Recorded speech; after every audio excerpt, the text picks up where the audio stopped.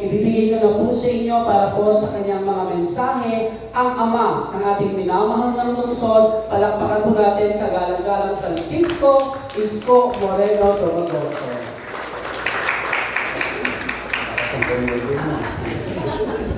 Ay mabuo kayo sa ating Vice Mayor G, at ang aming mga kapwa-kawani sa pamanang lungsod, lalo na sa aming UDN family, si Pelma, sa unang liderado ng aming paralan, at ang aming partner sa national government. Thank you very much. Ardi, Iwaya, at sa atin lahat kayo, maraming salamat at kami pinagtutuunan ninyo ng pansin yung aming mga nasasakupan na mabigyan ng mga ekwipo kung saan or in line with the city's goal to continue to invest and address MBN, minimum basic needs, housing, education, healthcare, and jobs.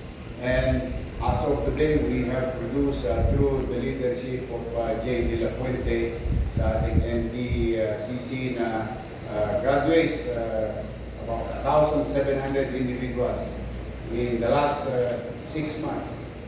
They were given enough knowledge and skills so that they can use it in the real world and make a living. And recently, as you all know already, a team of Manila and also national government scheme through BPI or Bank of Philippines, Europlans, wherein I'm now looking to do something. Maybe initially will benefit from it, but I believe that the next generation, the next person who will speak before this podium, the next person who will sit in that corner, or any person in the future can come up on how to help the country as a city, as a highly organized city in food production program. Because food insecurity is #1 threat to national security. So that's why your city government went to, and thanks to Singapore government and RP, or Republic Polytechnic, and IDE. We've learned a lot of things, and with that also, the Secretary Tito is very excited. In fact, yesterday, galing dito yung mga taga-DA, yung ASEC at USEC, na-excite sila doon sa idea, food production, but it needs a lot of skills.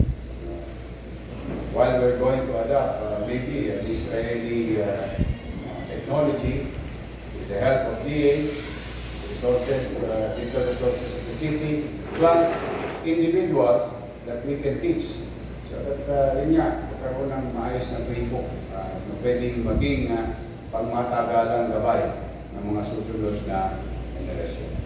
But for now, today, we are very grateful to Desgar family.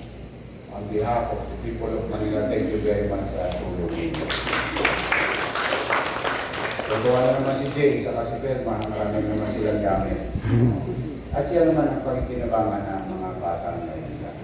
In fact, again, if I may add, nalita ko ng 15 minutes, I traveled all the way to Marikina. Hindi po ako nagkamali ng City Hall. Ako ko Marikina because we have underutilized resources and in line with our direction. At mabigyan pa, hindi lang pagkalinga, kasi ang binibigay natin doon, kalinga at pagmamahal lamang sa mga napawalay na bata sa kanilang magulang or unloved individuals by their parents. We show them love and care and compassion. At lalo na sa ating mga minamahal at paboritong senior citizen na natitikas pa. Mukhang pinabayaan sila ng kanilang mga mahal sa buhay, kaya minamahal sila ng syudad ng Maynila doon sa ating pasilidad. So we will update you from time to time, produce our own food for them, protein and veggies. Just imagine, you use your imagination, because nowadays it's not impossible. If they build it in the desert, we can build it in a fertile land, in a highly urbanized area. So that's why medyo mahaba-haba yung biyahe. Pasensya ka naman, ang paghintay kita ng 15 minutes. But again, i-update po namin kayo. We will continue.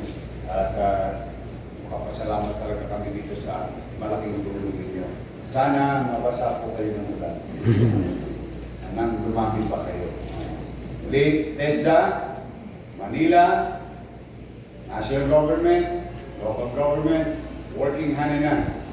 And this is our own little way to show our gratitude by making our assets, your clients, be directed to the program and will help them to achieve excellence in skills with proper utilities or equipo na maging mga dekalidad na future employees, entrepreneur, ang mga bata at mga individual sa lungsod ng Manila. Maraming salamat.